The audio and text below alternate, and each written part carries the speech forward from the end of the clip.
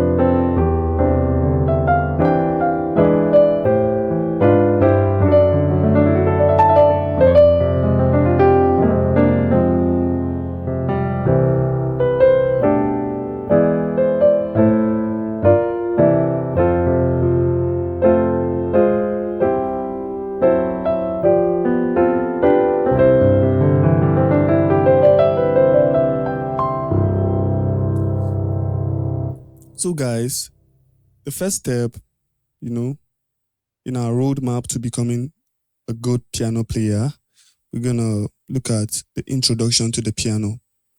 That will be a quick one. So the piano consists of white and black keys. As you can see here, we have the white keys and we have the black keys, right? So the white keys represent the natural notes, while the black keys represent the sharps or the flat. Good. So the white keys here are called natural notes, while the black keys can be called either the sharps or the flat, and that's for a reason, which we'll be looking into that in a few moments. So another fact is the piano is grouped in a group of 2 black notes and 3 black notes. As you can see on the screen, we have the 2 black notes, 3 black notes, 2 black notes, 3 black notes, 2 black notes, and so on and so forth. So whenever you look at the piano as a beginner, don't be like, there are too many notes for me to play. How do I get started? No. The piano is basically 2 black notes, 3 black notes, and then same pattern, it keeps repeating itself. And that's all about the piano. Just that simple and easy. Yes. So the second thing we'll be looking at is the identification of keys. Now, to be a very good piano player, be you a beginner, an advanced or intermediate player that has not been able to get, into theory, you need to understand how to identify keys. Now, to be able to identify keys, we would first of all start on locating our C on the piano. Now, on the piano, our C is located by the left side of the 2 black notes. So each of these 2 black notes you see here, the white notes by the left side is the C. So this is a C. So this is a C. So how many C's can you locate on your piano? Let's go. On mine, I have 1, I have 2, I have 3, I have 4, I have 5, and I also have 6. So count on yours. It can be much more than mine because of your octave and all. Yes, so that's one thing. Now that we are able to locate our middle C, let's learn how to identify keys.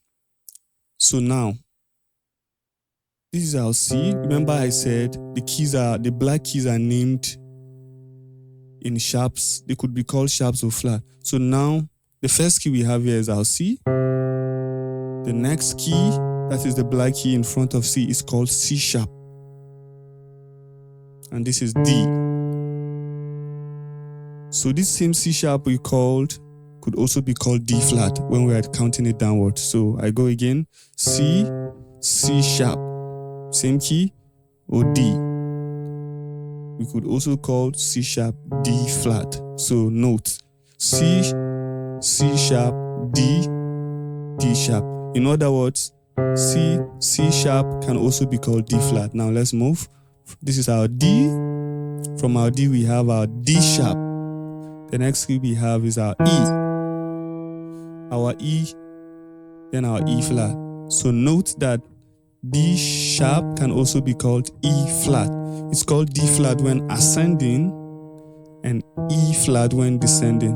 I hope you understand. Good. So the next key we have is our F. You can see that our E does not have a sharp, right? So from our E, we move to our F. So from our F, we have our F sharp. Next key is G.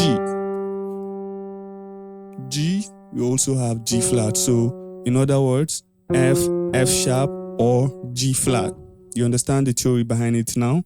If I'm counting upwards, that's in ascending order, I call it in sharps. And if I'm counting downwards, I call it in flat. For example, F, F sharp, G, G flat.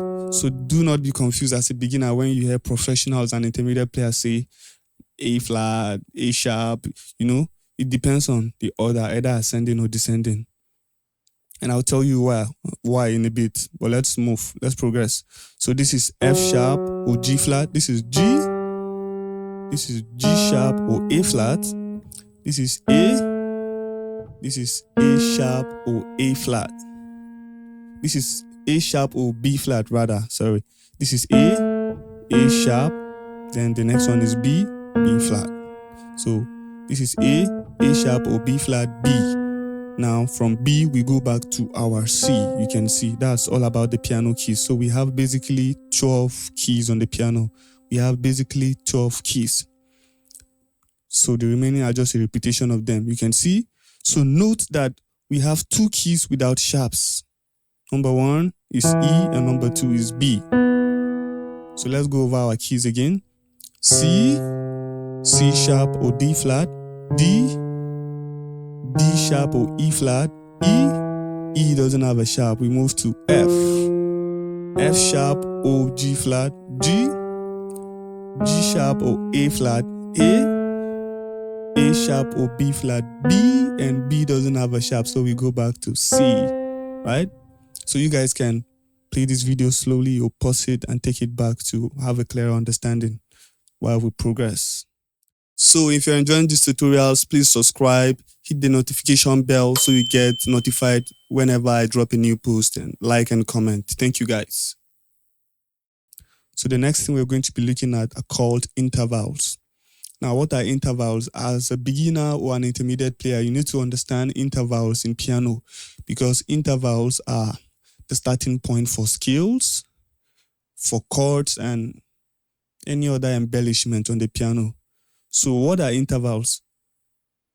An interval is simply the distance between 2 notes on the piano. An interval is simply the distance between 2 notes on the piano. So let's say from this point to this point, what is the distance? From this point to this point, what is the distance? That's all. From point A to point B, what is it called? That's all about an interval. As simple as that. So I've highlighted several types of intervals I'll be looking at. The basic intervals that we need to know as piano players. The number 1 interval here is a semitone. Now a semitone is an interval that moves from one note to another note without space or without any note in between. So if I'm playing from C to C sharp, it's called a semitone. C to C sharp is a semitone, right? C sharp to D is a semitone. D to D sharp is a semitone because I am not, jumping or omitting any note in between. That takes us to the second one. The second one is called a tone. Now a tone consists of 2 semitones. This is our root, semitone 1, semitone 2. It gives us our tone. So from C to D is a tone. From D to E is a tone. From D to F sharp is a tone. From F sharp to A flat is a tone. So I hope you guys understand the difference between semitone and tone. Now the next interval we'll be looking at is the major third. Now the major third consists of 4 semitones, right? So let's go this way. It consists of 4 semitones. This is our root. 1, 2, 3, 4. So from here to here is called a major third. That's our interval, a major third interval. And this is very, very important in your chord structure, so you have to understand this as a piano player. So let's take another root. Let's say this is F. So let's look for a major third in this. We count 1, 2, 3, 4. And this is our major third. Good? So let's go to our next interval, which is our perfect fourth. Our perfect fourth interval consists of 5 semitones. Let's go all the way up. Our root, 1, 2, 3, 4, 5, and we have our perfect fourth.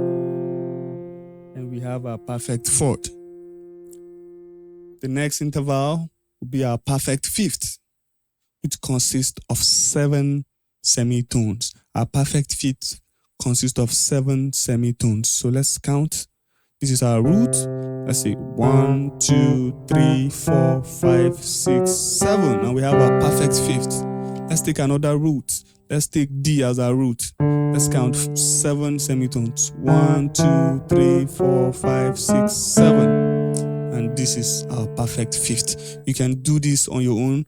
I'm using C as a starting point. You can take it all over the piano to have a clearer understanding of this. And the last, but not the least, is the octave.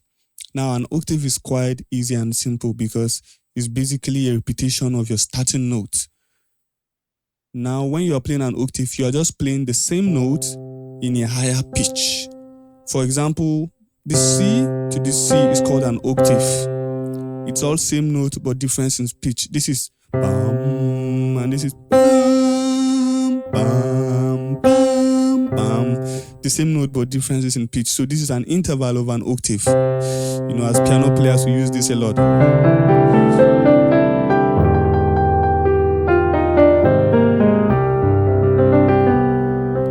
So this is called an octave. I play an F sharp and I play an F sharp. It's called an octave. I play an A and an A. It's called an octave. Yes, guys. So I'm going to give you a recap of our intervals. We have our semitones, we have our tone, we have our major third, and we have our perfect fourth, we have our perfect fifth and octave. Thanks for watching, guys. Please don't forget to subscribe, hit the notification bell, and also drop a comment of anything you have in mind or anything you'd recommend I do in the future for you guys. Thank you. Peace.